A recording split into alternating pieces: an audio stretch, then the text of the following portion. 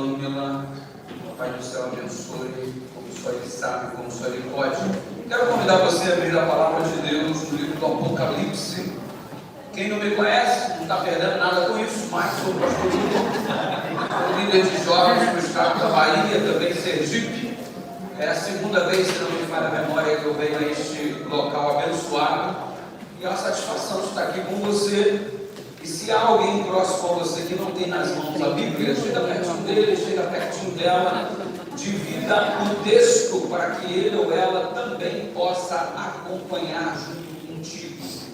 Eu estou falando do Apocalipse. Se você quer uma dica para achar onde está o livro, é o último livro da Bíblia, tá? Mole, fácil de encontrar. Se a gente não achar o Apocalipse, não acha mais nada. O livro mais fácil da Bíblia é Gênesis e Apocalipse. Tem também aqueles que dizem que Salmos é muito fácil de achar, é só abrir a Bíblia no meio, né? Mas então vamos lá, Apocalipse. Nós vamos começar no capítulo 1. Aliás, o nosso objeto de estudo nesta manhã é o capítulo 1. Tá certo? Vamos tirar alguns trechos do capítulo 1 para a nossa reflexão nesta manhã. E para a pessoa que está do seu lado, diga para ele ou para ela: você não veio aqui em vão. Mas se você falar com essa convicção, é capaz da pessoa sair correndo daqui, viu? Que convicção é essa, pelo amor de Deus? Eu vou te dar mais uma chance. Você com mais convicção do que você está dizendo, seja neste momento a boca de Deus e diga: você não veio aqui em vão. Manda. Mas tem gente que confunde convicção com leitaria, né? Não precisa treinar. Convicção não precisa. Aí para a mesma pessoa diga: Deus vai abençoar você. Quem crê nisso, diga amém. Amém. Creio também, senão nem estaria aqui. Olha, tem muita gente que fala a verdade como se fosse mentira, e tem muita gente que fala mentira como se fosse verdade. Você crê naquilo que você disse? Se você crê, não fala como se fosse mentira. Porque tem gente lá fora falando um monte de inverdades, como se fosse verdade, e você tem a verdade da palavra à sua disposição e está falando sem convicção, como que o que você dissesse fosse uma mentira. Então aprenda a falar com convicção. E quando falar, olha no olho, beleza? Desvia o seu olhar. Quando segurar a mão de alguém, segura e olha no olho e diga: Deus vai abençoar você. Assim funciona. Tá joia? Apocalipse capítulo 1. Eu quero orar contigo antes de começarmos a leitura e o estudo. Hoje eu prometo ser direto ao ponto. São 11 horas e 12 minutos. Eu vou terminar mais ou menos às 3 da tarde, tudo tranquilo, mas brincadeira. Vamos orar? Deus querido, muito obrigado pela oportunidade de estarmos reunidos aqui em tão boas circunstâncias, de termos em nossas mãos a Tua Palavra. Fala o nosso coração, tome em Tuas mãos mais uma vez, não só a nossa vida, mas de um modo todo especial a vida da Pâmela. Cuida dela como só o Senhor sabe fazer e restaure-a, ó Deus, segundo a Tua vontade. Nós te oramos em nome de Jesus, teu povo diz: amém.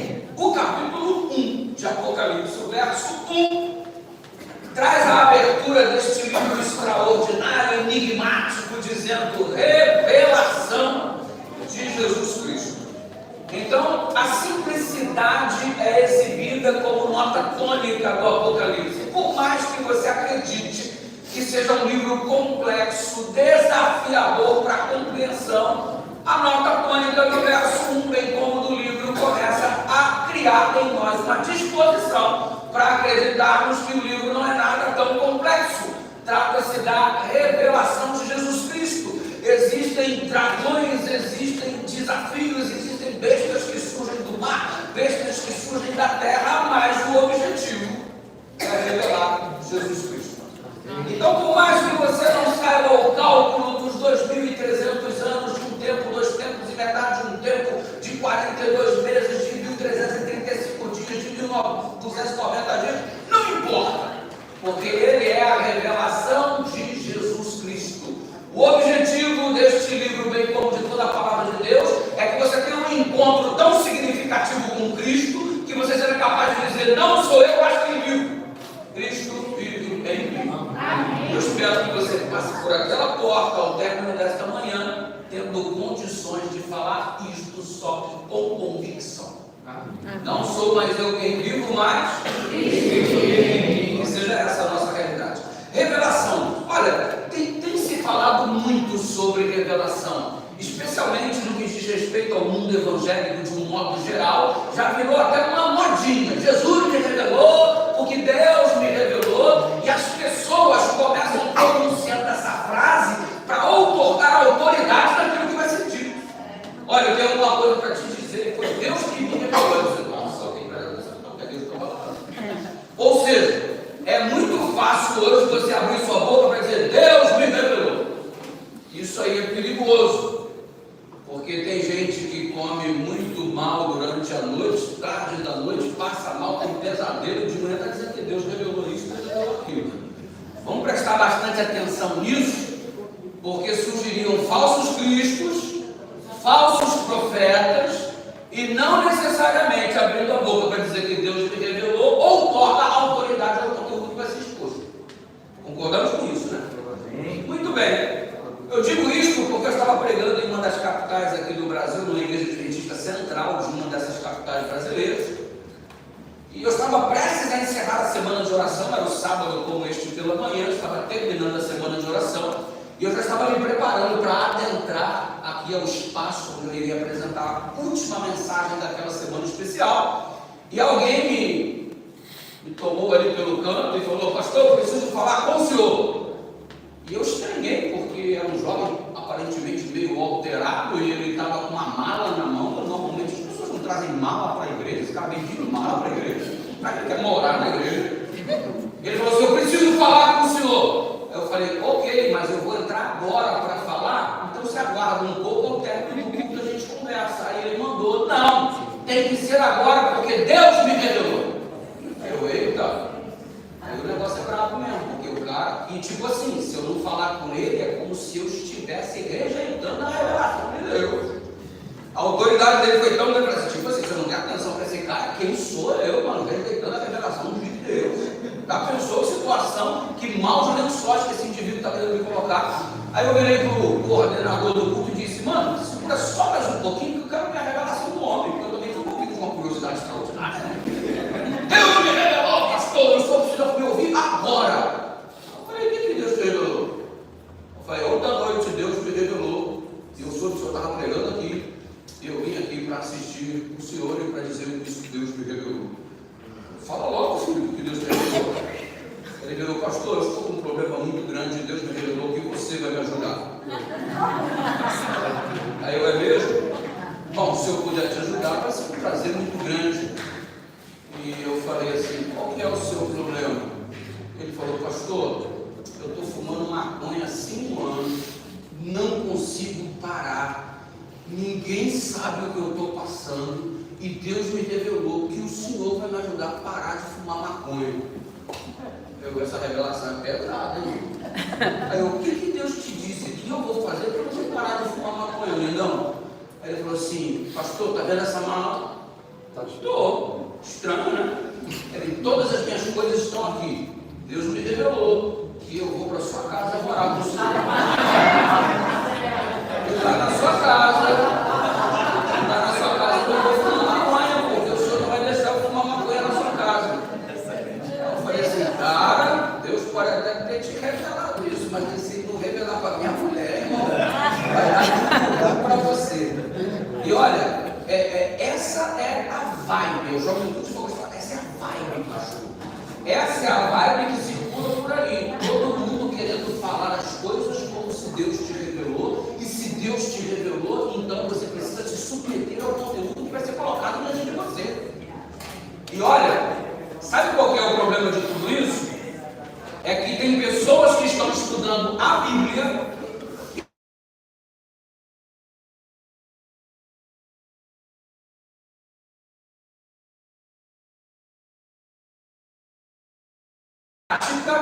a autoridade que gerencia a nossa vida. Nossos passos são baseados neste livro. É a revelação de Deus, é a revelação de Jesus Cristo. Só que tem gente que está colocando a sua experiência pessoal acima da revelação da palavra. Olha, deixa eu te falar uma coisa. Eu não duvido que você tenha uma experiência especial com Deus. Eu não duvido que Deus possa te revelar algo em particular, através de um sonho. Se eu disser que Deus não se revela, eu estaria limitando a pessoa de Deus. É óbvio que Ele continua se revelando na particularidade. Deus se revela para você de um modo muito particular, e é diferente o jeito como Deus se revela para mim, como Ele se revela para você, mas há uma revelação comum a todos, que é a palavra. O que você não pode fazer é achar que a tua revelação está acima das Escrituras e da coerência, meu irmão. Porque senão você está num caminho muito perigoso. Porque o diabo, que é um hábil conhecedor da palavra, utiliza até o conteúdo da revelação para nos ludibriar. Tendo isso em vista, você não pode colocar a tua experiência pessoal acima da palavra. Eu explico mais ou menos isso. Eu me assentei uma vez para fazer um curso bíblico com um pastor pentecostal. Eu não gosto de fazer isso, mas a minha igreja está me insistindo tanto. Pastor, ele está desafiando o senhor, pastor, a Bíblia, o senhor, mano, a Bíblia não é para desafio. A Bíblia não é um concurso onde a gente fica aqui tentando medir conhecimento para ver quem está certo. Não temos que estabelecer um tribunal para saber se a denominação X e Y. Ei, não é esse o objetivo. Mas pastor, tem que estudar. E por insistência da minha igreja, onde na ocasião eu era pastor, nos assentamos para estudar com o indivíduo e o fizemos durante um mês. Ao término do estudo, em um mês, com um assunto específico, o pastor falou assim para mim: tudo bem, o senhor realmente está com a razão. Este realmente é o dia de guarda. A Bíblia não crê na autoridade da palavra, e a sua experiência pessoal está acima da revelação da palavra. Então a gente não tem mais o que conversar. Ei, a tua experiência pode ser a coisa mais linda do mundo, mas se a tua experiência está acima da revelação, eu quero dizer que você está num caminho muito perigoso. Você pode ter intimidade com Deus que for, mas a tua intimidade com Deus não te garante o direito de alterar as Escrituras Sagradas. Porque senão você diz: não, eu vou alterar o que? Porque Deus me revelou algo diferente do que está na Bíblia. Aí daqui a pouco Deus revela outra coisa para outra. E que Deus é esse que está se confundindo no seu próprio processo de revelação? Você percebe que homens santos falaram da parte de Deus, movidos pelo Espírito Santo. O cânon sagrado foi construído num período de aproximadamente 1500 anos, 40 diferentes autores que viveram em épocas diferentes, circunstâncias diferentes, culturas diferentes, e eles nunca entraram num processo de contradição. É impressionante como este livro miraculosamente perdurou até os dias de hoje e como ele se completa. Gente que não se conheceu, com séculos separados em seus tempos vividos, e ainda assim permanece o conteúdo, algo que se completa de modo extraordinário. Esse livro é o resultado de um milagre. O modo como ele foi preservado, tamanha as circunstâncias difíceis que os profetas e os autores enfrentaram para que ele fosse conservado e estivesse conosco até o dia de hoje. Isso é um milagre. Pessoas que tentaram, autoridades ao longo de séculos, destruírem o conteúdo deste livro, ele não é comum, mas a revelação de Deus está aqui, sim, porque foi o método que Deus utilizou para romper a barreira chamada pecado, para que o recado do céu viesse até nós por intermédio dos porta-vozes que ele Deus escolheu. Tendo isso em vista, a Escritura Sagrada é a nossa regra de fé e prática. A tua experiência pessoal, ela é extraordinária, mas ela está submissa à palavra. A Bíblia é a nossa autoridade, e é isso que nos mantém neste caminho, que embora estreito, é o único que conduz a vida eterna. A minha experiência com Deus ela é muito significativa, sim, mas ela precisa ser pautada na palavra. É o claro assim diz o Senhor, porque afinal de contas, que pessoa especial que você é, que Deus te revela coisas que não revela para mais ninguém. Deus te diz coisas que Ele não disse nem para os profetas nas Escrituras Sagradas. E outra coisa, quanto a esse processo de revelação, dá licença, Deus não vai ficar chovendo no molhado, porque Ele tem mais o que fazer, meu filho. Se Ele já revelou nas Escrituras Sagradas: ah, pastor, eu sei que a Bíblia diz, mas eu estou orando para ver o que Deus me direciona. Filho, você pode orar até morrer, mas Deus vai te revelar mais nada do que Ele queria dizer, já está aqui. Se você não acredita no que está aqui, Ele não tem mais nada para te dizer. Compreendeu isso? É claro, porque se você não crê no processo da revelação da palavra, por que você acha que Deus vai te revelar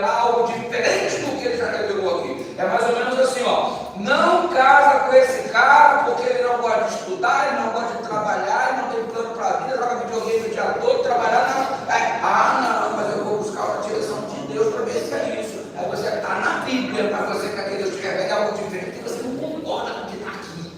E você acha que você é uma exceção. Não é assim que funciona. A Bíblia diz, Apocalipse, revelação de Jesus Cristo. Sabe o que eu gosto dentro do processo do Apocalipse? É que a salvação do céu para a raça humana está explícita aqui no capítulo 1. Se você observar a revelação de Jesus Cristo que Deus deu para mostrar aos seus servos os acontecimentos que ocorrerão em breve, e diz assim a continuidade do texto: ele enviou um anjo para apresentar ao seu servo João, que relatou fielmente tudo o que viu. Este é o relato da palavra de Deus, do testemunho de Jesus Cristo. Aí você vê a bênção aqui da felicidade no verso 3, e depois você percebe a saudação da Trindade para a raça humana. Eu acho lindo e significativo. Como é que a gente dá a saudação do outro? Bom dia, hoje em especial, feliz sábado. O adventista fala muito Maranata, o pessoal da Assembleia de Deus fala muito a paz do Senhor, e a gente nem fala muito a paz, porque eu acho tão lindo a saudação da paz do Senhor. Eu lembro que um dia eu fui pregar na Assembleia de Deus, eu recebi um convite, eu era pastor no Rio de Janeiro, e recebi um convite, o telefone tocou, e quando eu atendi o telefone no escritório da Associação Rio de Janeiro, onde eu trabalhava, atendi o telefone e do outro lado da linha já mandaram assim para mim: a paz do Senhor, pastor! Eu falei: não é adventista não. Adventista normalmente não fala a paz do Senhor. A paz do Senhor, pastor! Eu mandei de volta: a paz do Senhor Jesus. Aí ele falou assim: o pastor Dudu que está falando. Pastor Dudu está falando. Ô pastor, eu queria te convidar para pregar aqui na minha igreja. Eu sou presidente das Assembleias de Deus do Estado do Pará. A minha igreja tem 18 mil membros. O senhor pode vir aqui? Aí perguntei assim: mas tu sabe que eu sou adventista? Aí o pastor do outro lado falou assim: sei, mas tu prega igual pentecostal. Beleza, pastor. Vou lá na igreja. Aí eu fui lá na igreja dele, e assim, eu fui no culto de segunda-feira, no culto da família, tinham 2.000 pessoas, foi um culto extraordinário. O pastor me recebeu com um carinho, preguei lá neste culto, tivemos um momento assim muito bacana. O que eu não sabia era a quantidade de membros da igreja adventista que tinham vindo ao culto da Assembleia de Deus, uma vez que estava sabendo que nós estávamos lá. De modo que quando eu estava no final do... Gente, foi tão contagiante que eu falava assim, eu dizia: amém, glória a Deus, fala a Deus. E eles falavam: de cá, empolgado de cá, mas não tinha dado 40 minutos para pregar, eu falei 1h30. Terminei o culto, lá na porta, eu estou para a paz do Senhor, irmão, a paz do Senhor, a paz do Senhor, a paz do Senhor, a paz do Senhor, a paz do Senhor, a paz do Senhor, que lindo, a paz do Senhor. Aí daqui a pouco chega o pessoal no final, né? A paz do Senhor. Estou falando baixo com ele. Eu sou adventista. Eu falei: adventista não fala a paz do Senhor? Pode falar. Claro que pode, irmão. A paz que excede todo entendimento, a paz do Senhor, a saudação apostólica. Nós é que não usamos a nossa saudação. Eu nunca vi. Eu vou no mercado, às vezes tem um crente da Assembleia de Deus lá: a paz do Senhor, a paz do Senhor, a paz do Senhor, a paz do Senhor, a paz do Senhor. Eu nunca vi alguém dizer: Maranata. Ligar para mim: Maranata, tudo bem? Tudo bem. A gente não usa, só no tranco, tem que vir aqui na cara.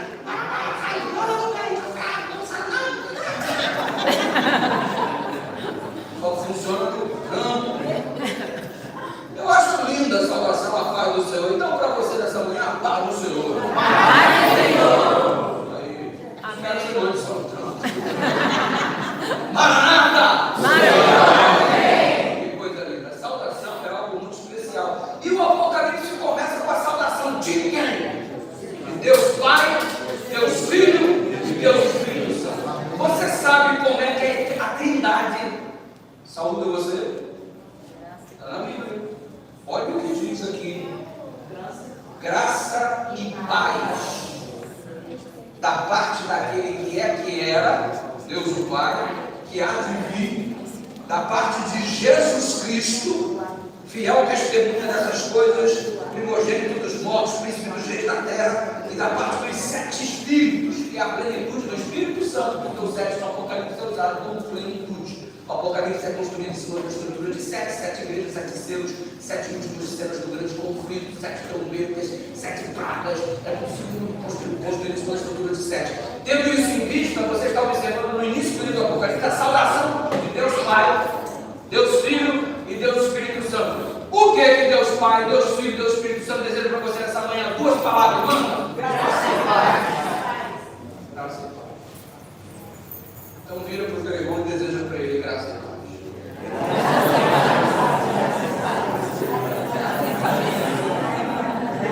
Agora, por quê?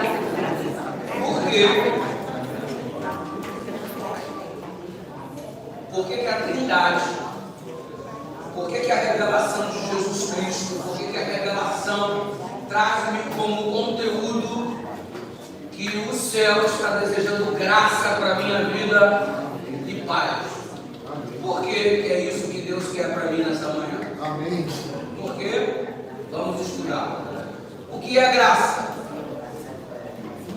Ouviu o favor imerecido de Deus, pela graça sois salvos mediante a fé, isso não vem de vós, é dom de Deus, para que ninguém se glorie, carta de Paulo aos Efésios. Graça é o método pelo qual Deus nos salva. Somos salvos pela graça. Isso não vem de vós, a salvação não é algo que emana de você, parte exclusivamente dele. Eu não produzo salvação, eu recebo. Eu não construo a minha salvação, eu só recebo. Vem dele, não vem de nós, para que ninguém se glorie, é só dele. E por que é graça? Ei, é de graça para você, mas o preço foi alto demais, custou a vida do próprio Filho de Deus. A salvação, ela tem um preço, é alto demais. E Deus, entendendo que você não tem condições de pagar a tua salvação, Ele pagou, quitou a tua dívida na cruz do Calvário com o sacrifício de Jesus Cristo. E aí ocorre uma dupla imputação. Ele imputa sobre mim a justiça dele, uma vez que Ele imputou sobre ele os meus pecados.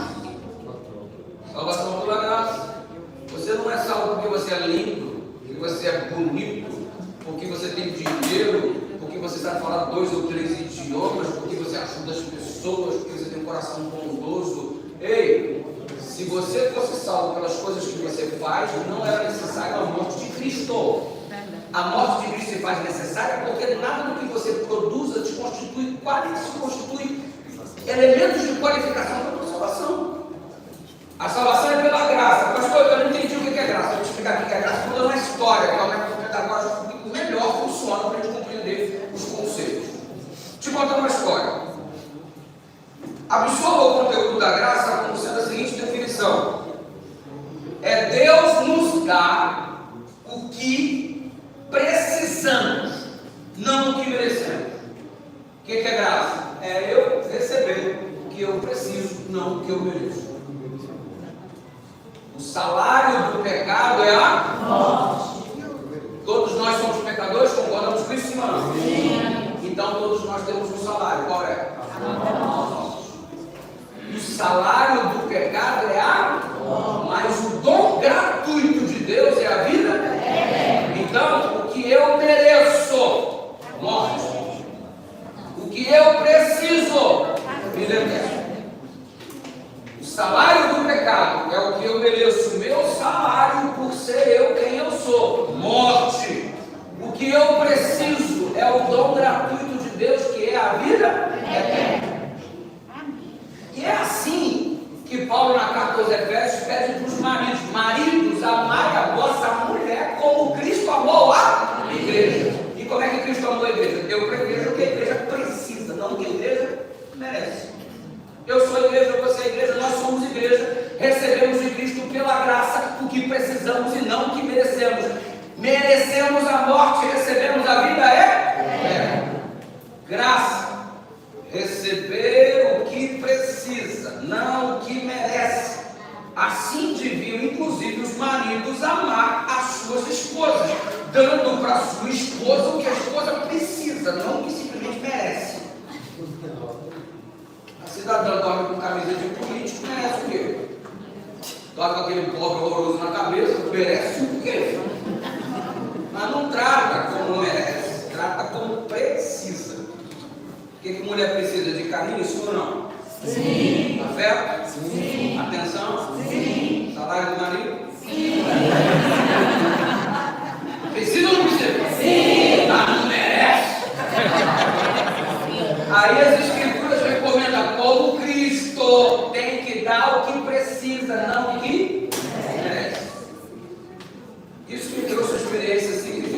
Senhor na minha jornada. Eu sou casado há 26 anos, tenho 2 filhos. E nessas muitas viagens que a gente faz, eu estive fazendo a semana de oração num local. Na ocasião eu morava em Belo Horizonte. Aí fica aquela coisa, uma semana fora, saudade, amor, saudade. Aí estou contando um dia, está tentando. Aí falta 8, aí falta 7. Ai, meu amor, vai te abraçar. Ai, meu Deus. Aquela coisa. É hoje, estou chegando, é hoje, eu vou levar um pontinho de carro, meu velho, quero ver. Aí peguei o avião, desci lá em Confins do mundo. Agora eu vou lá de Minas Gerais, se a viagem para Belo Horizonte, você pousa em Confins. Eu pousei em Confins, fui catar minha mala a última a sair, e todo mundo saindo lá no saguão, todo mundo abraçando, todo mundo beijando, todo mundo. Já peguei minha mala, fui atrás da minha loura, eu quero abraçar minha loura, beijar, pra morrer ela todinha. Cadê a mulher? E todo mundo abraça todo mundo vai saindo, e cadê a mulher? Não estava com saudade? Não estava não. Semana toda falando que eu te vejo, mas saudade, amor. Cadê essa mulher morrendo saudade, irmão? Fiquei meio frustrado. Encostei a mala aqui assim. Infelizmente, eu encostei a mala perto do ponto do taxista. Sentei sobre a mala, o taxista, senhor Belo Horizonte, não, muito obrigado, esperando minha esposa. Senhor Belo Horizonte, não, muito obrigado, esperando minha esposa. Senhor Belo Horizonte, não, muito obrigado, esperando minha esposa. Ei, passaram 30 minutos e a mulher não chegou, moço. 1 hora e a mulher não chegou. Aí eu comecei a treinar. Dar o que ela precisa, não o que ela merece. Maridos, amai a mulher como Cristo amou a igreja. Jesus me dá o que eu preciso, não o que eu mereço. Ele dá para me dar o que ela precisa, não o que ela merece. Está 1 hora atrasada, merece. Merece brigar, merece. Eu tenho que dar para ela o que ela precisa. Igual Jesus me dá o que ela precisa, não o que ela merece. Aí comecei a repetição. Eu tentando me dar o que ela precisa, não o que ela merece. 2 horas se passaram. O taxista, senhor, não, muito obrigado por esperar a minha esposa. Mas o taxista está rindo de mim, esperando a esposa. Ei, 2 horas, finalmente o telefone toca. Oi, amor. Oi, meu bem. Olha o que ela falou para mim. Estou meio atrasadinha, né? Aí eu dava o que ela precisa, não o que ela merece. Me ajuda, vai, 1, 2, 3. Dá o que ela precisa, não o que ela merece. Mais uma vez. Dá o que ela precisa, não o que ela merece. Eu respirei fundo. Tá um pouco, né, amor? Ela sabe o que é? Não sei, como. A gente tinha um carro muito velho, muito ruim, com um kit de gás horroroso, que estava sempre dando problema na instalação elétrica. E ela veio descendo a ladeira na direção do aeroporto e deu pane elétrica no carro, o volante travou. Ela não conseguiu desviar do negócio que tinha na frente, que era um ônibus. E ela arregaçou a lateral do carro de fora do ônibus, estava na delegacia com o ônibus e todos os passageiros fazendo boletim de ocorrência para ela ter inferno. E ela falou, mas eu ainda vou te buscar. Aí eu falei de novo, cara, o que ela precisa, o que ela merece.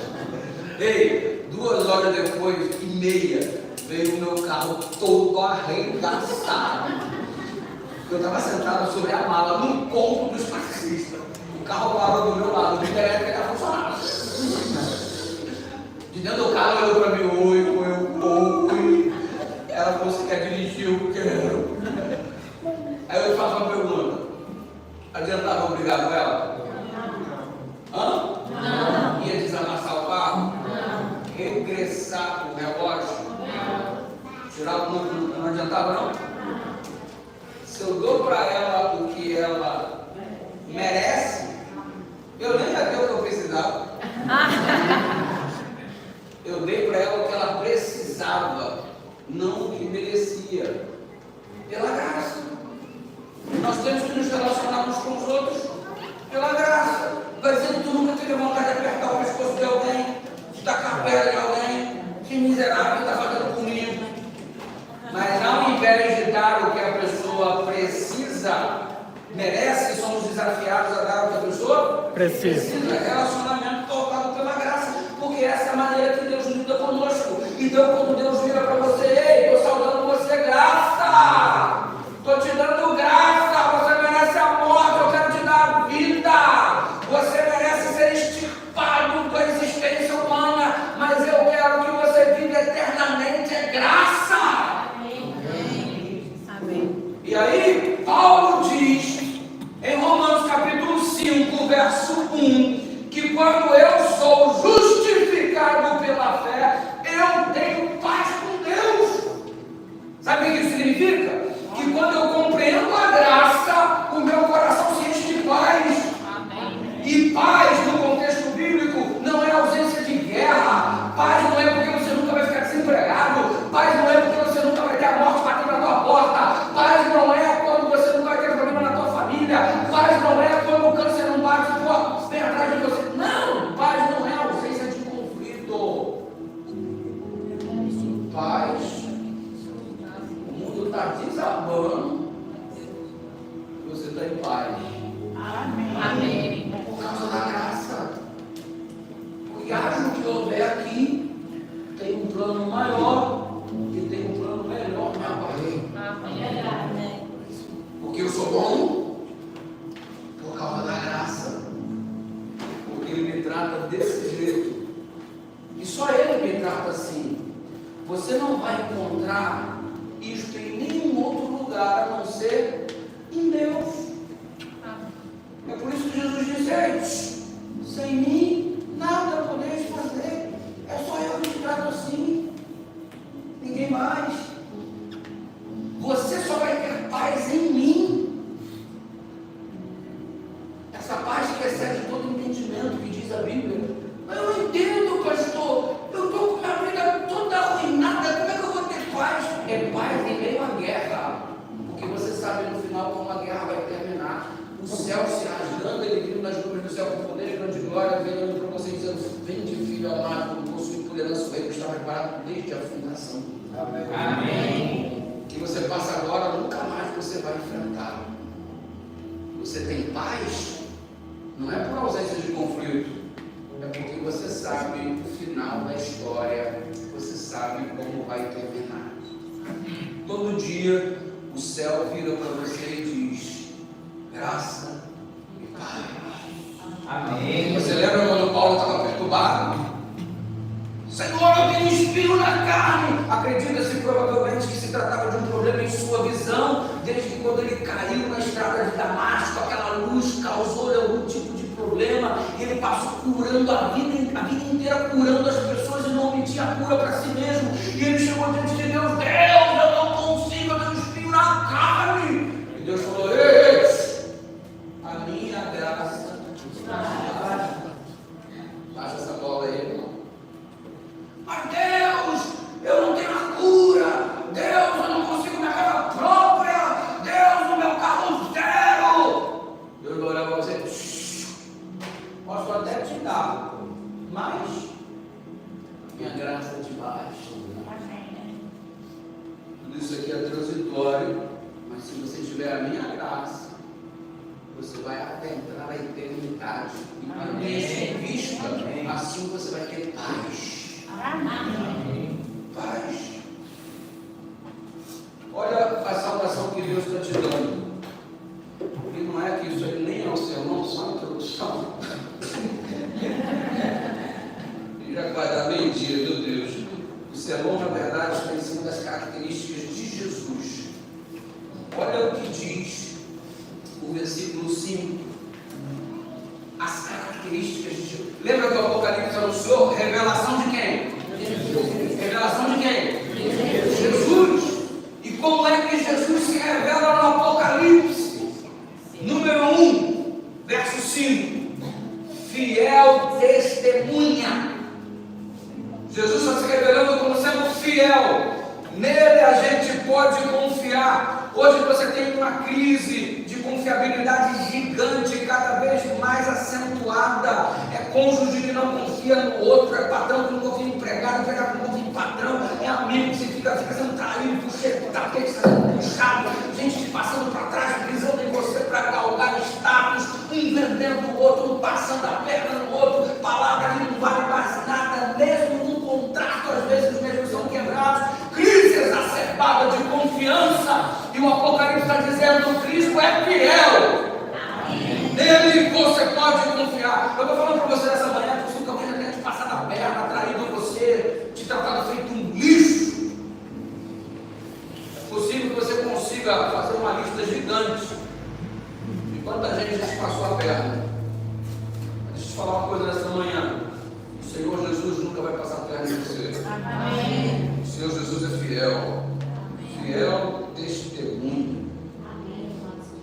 E olha, a testemunha no contexto do Apocalipse é aquele que sofre pela revelação.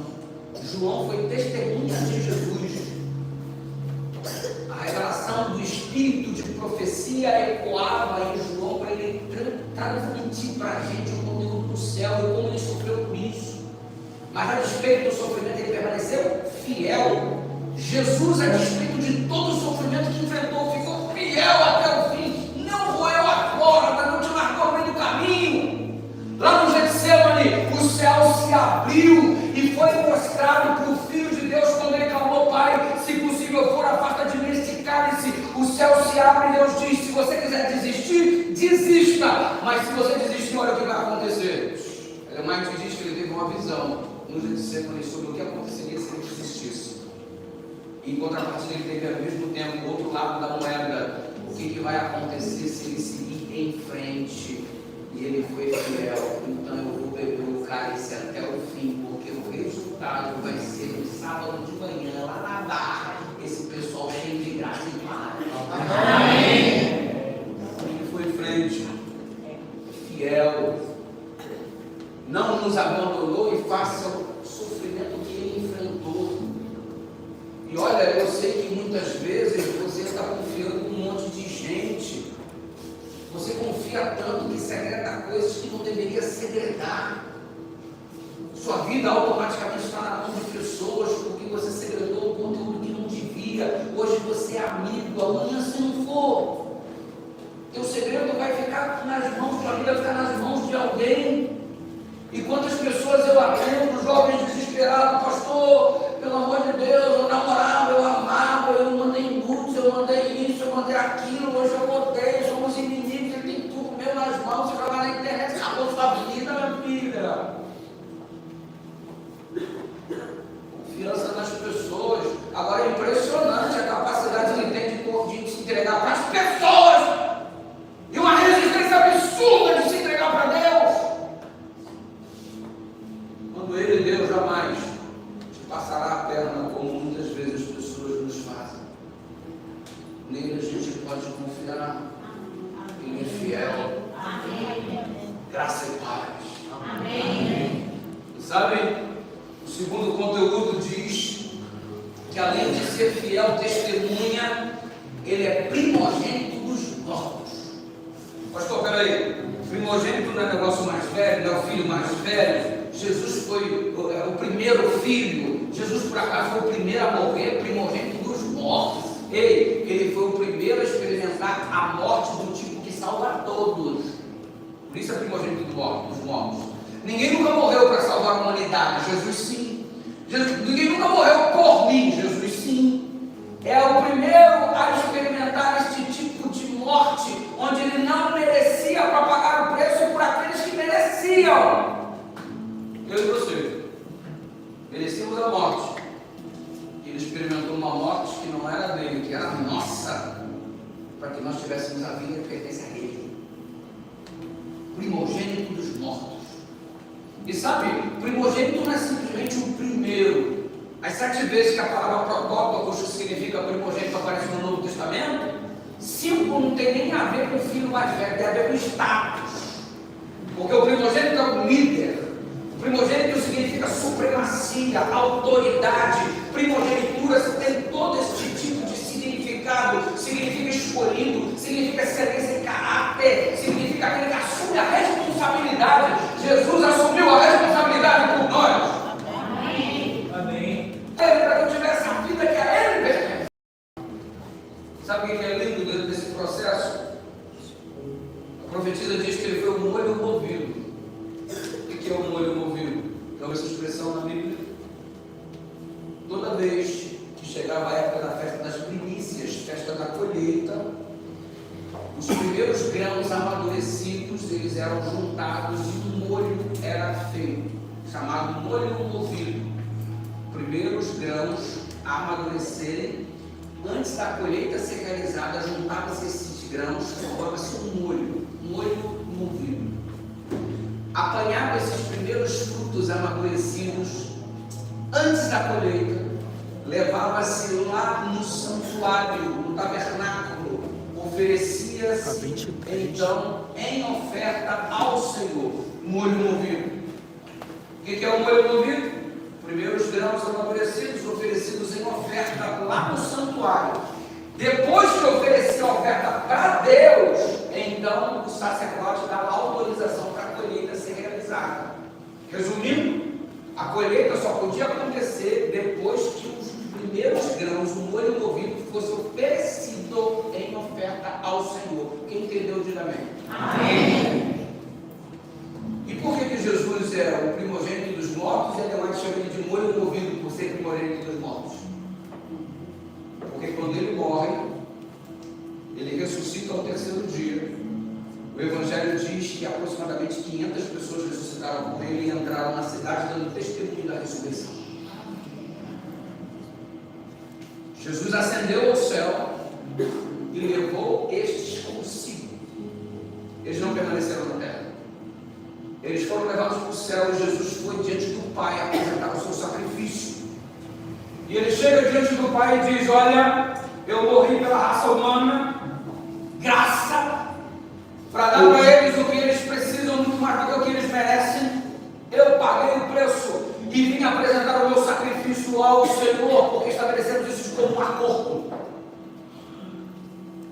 E aqui estão os primeiros frutos do meu sacrifício, o molho movido, pessoas ressurretas juntos com Jesus. Amém. Ele apresenta diante do Pai, o Pai aceita o sacrifício e derrama o Espírito sobre a terra.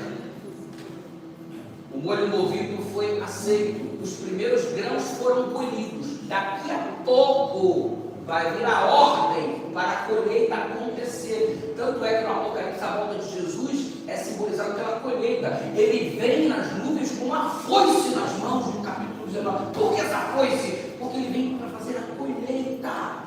O molho movido já foi apresentado, os primeiros grãos amadurecidos, as primeiras almas ressurretas da morte por conta do sacrifício de Cristo.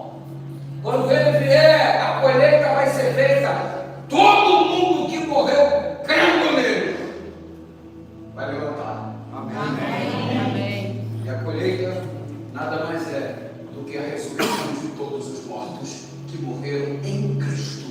Porque ele disse: eu sou a ressurreição e a vida. Quem crê em mim, ainda que morra, viverá. Primogênito dos mortos, fiel. Eu louvo nesta manhã porque ele é fiel. E se você o louva, diga amém. Amém. Eu o louvo porque ele é o primogênito dos mortos. Se você o louva, diga amém. Amém. Agora perceba, é dito que ele é príncipe dos reis da terra. Ainda aqui na continuidade do verso 5, príncipe dos reinos dos reis da terra. O que isso significa a respeito de Jesus? O Apocalipse é a revelação de Jesus. Jesus está se revelando para você nessa manhã. Fiel, primogênito dos mortos, ele está se revelando para você nessa manhã. Príncipe dos reis da terra. O que é isso, pastor? Ei, o príncipe deste planeta chamava-se Adão.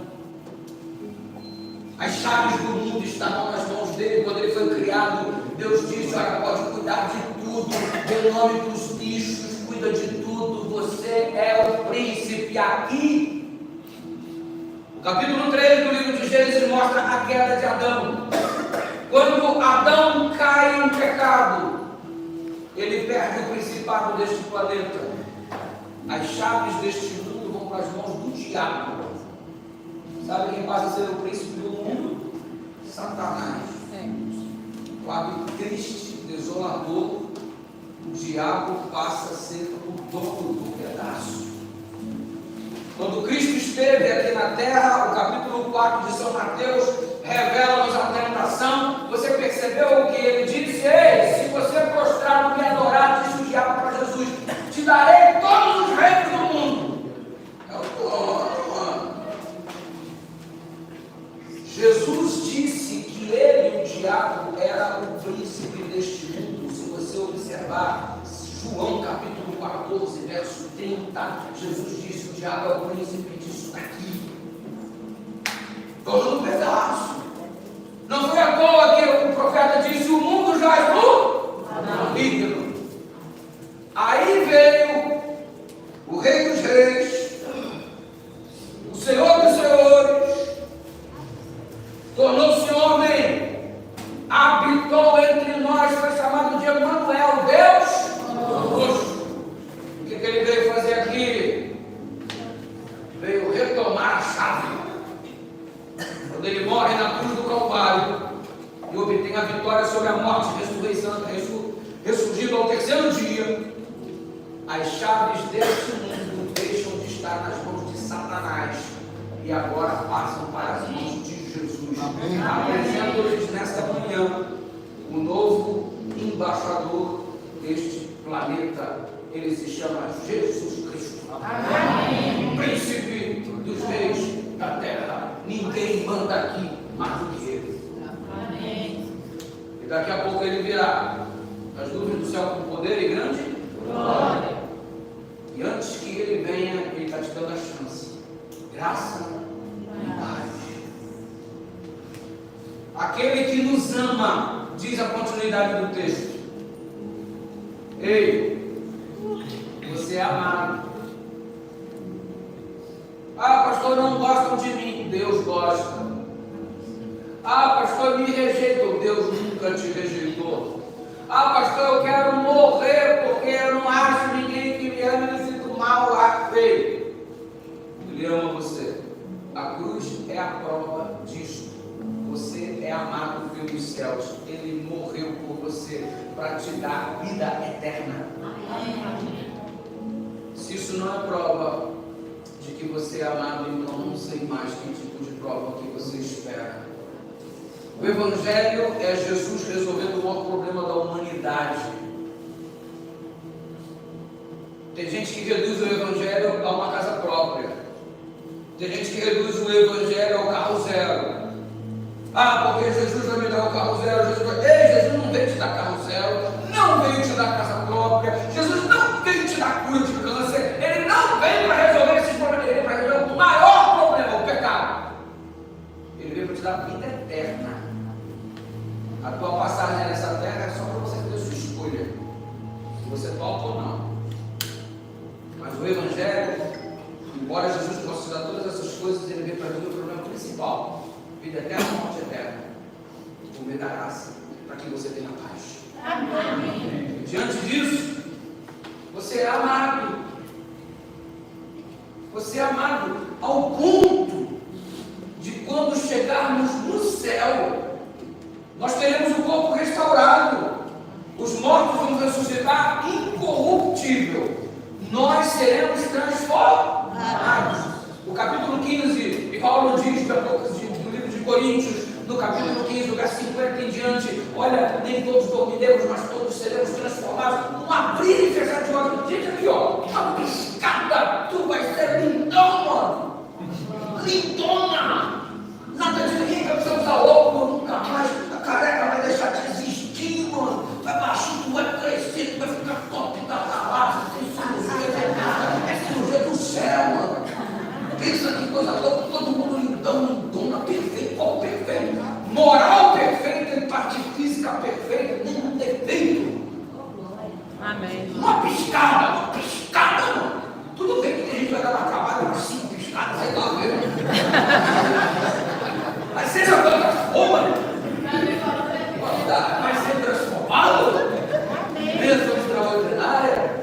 Ei, aí todo mundo no céu com um corpo perfeito, imagina. Vamos ter até dificuldade de ver você. Aí, eu estou ouvindo. Quem te viu, quem te vê. Já pensou? Ei, só haverá um.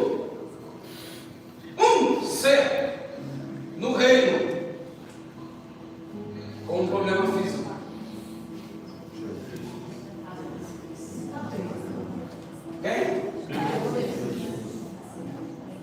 Qual vai ser?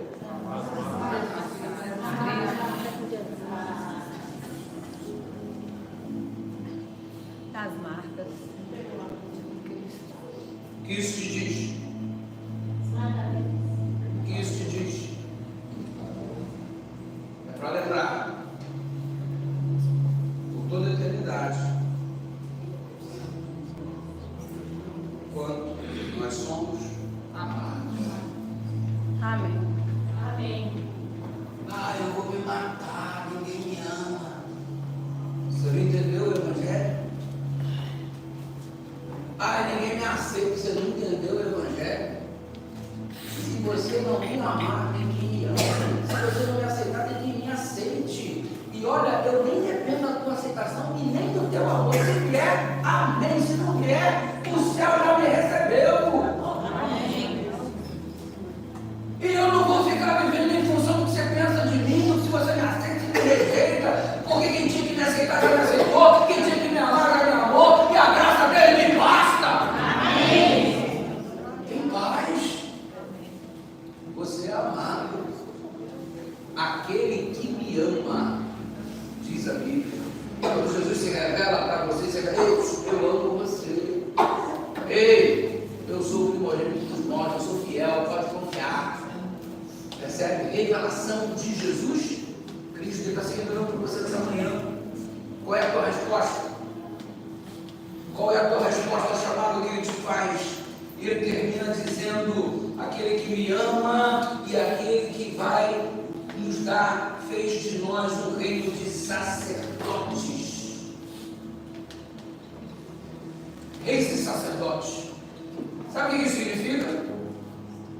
No reino celestial, você será corregente. Fará parte da administração do universo. Você, mano. O pessoal não queria te dar um emprego. E agora você vai ser administrador do universo. É, não estou. De lixo, a gente vive um luxo. Porque Ele nos ama. Amém. Por causa da graça. Jesus se revela a você. O que você vai dar em resposta ao fato dele se revelar para você nessa manhã? Se você ler o restante do capítulo 1, João caiu em terra. Pá! Se prostrou. Qual a tua resposta nessa manhã?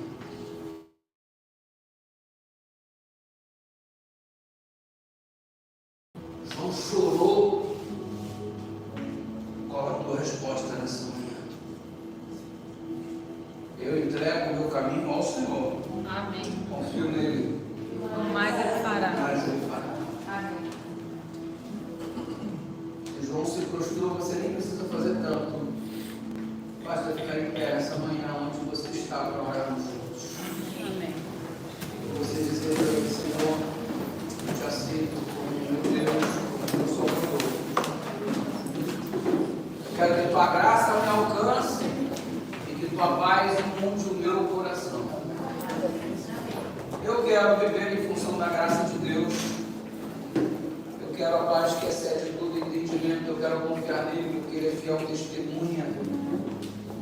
Eu aceito como primogênito dos mortos, príncipe dos reis da terra. Eu aceito como aquele que me ama, que seu sangue me lavou os pecados. E eu aceito como aquele que vai me levar para um reino onde eu o auxiliarei como corregente do universo. E olha que eu nem precisava disso, só entrar para mim tá bom.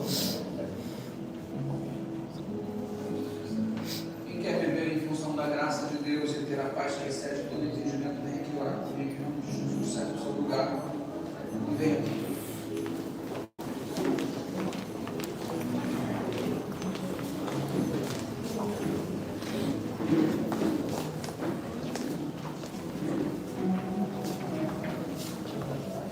Deus abençoe a sua vida nessa manhã.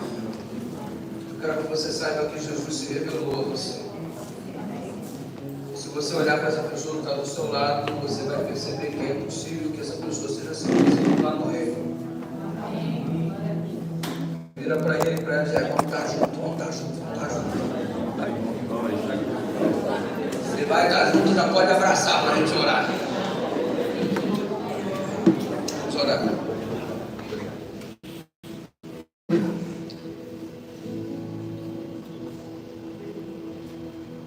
Obrigado, Deus, por ter se revelado para a gente. Obrigado pela graça, pela paz. Se não fosse isso, estaríamos perdidos. Obrigado porque Jesus é fiel. Obrigado porque Ele morreu a morte que deveria ser nossa para que tivéssemos a vida que é dele. Obrigado porque somos amados. Obrigado porque o Senhor retomou as chaves deste mundo para constituir o teu reino no futuro. Amém. E obrigado porque faremos parte deste teu reino pela graça. Amém. Que a paz inunde o nosso coração. E que possamos entender, como Paulo entendeu, que a graça nos basta. Se a nossa travessia neste mundo é só para te oferecer uma resposta ao teu plano, queremos dizer que aceitamos o teu plano. Dizemos sim ao teu chamado. Queremos ser teus filhos por toda a eternidade. Amém. Se as pessoas nos aceitarem, vai ser legal. Se as pessoas nos acolherem, vai ser muito bom. Se as pessoas nos amarem, ficaremos felizes. Mas se isso não acontecer, não tem problema, porque o Senhor acabou de se revelar e o Senhor disse que o Senhor nos ama. Amém. Obrigado porque a cruz é a expressão máxima desse amor, e ali entendemos o valor que temos ao Senhor. Amém. É um misto de emoção, felicidade por ouvir isso dos teus lábios, tristeza por não ter escutado isso há mais tempo.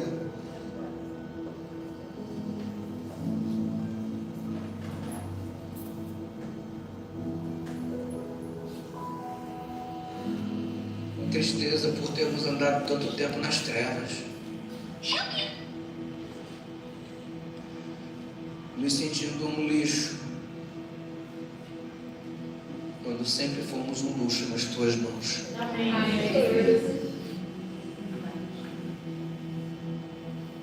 Cura a nossa alma, aceita a nossa entrega,